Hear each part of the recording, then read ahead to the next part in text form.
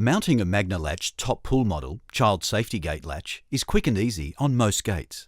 The latch comes supplied with 12 self-drilling screws, 6 for the latch body and 6 for the striker body, plus a special latch body height adjustment screw. For child resistance purposes, the MagnaLatch release knob needs to be mounted at least 1500 mm above the finished ground surface. This height satisfies most pull safety codes, but check requirements with the appropriate authorities in your area. All the self-drilling screws can be installed using only a standard battery drill with number 2 Phillips head drive. The latch has vertical and horizontal alignment markers to ensure you align and adjust it correctly.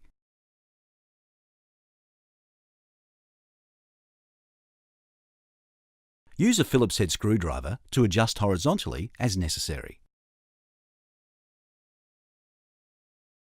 A special screw in the side of the lower moulding prevents the latch from slipping up or down during use.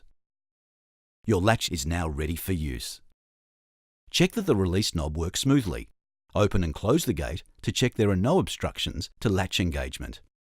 Insert the key to lock and unlock the cylinder to ensure it's working correctly.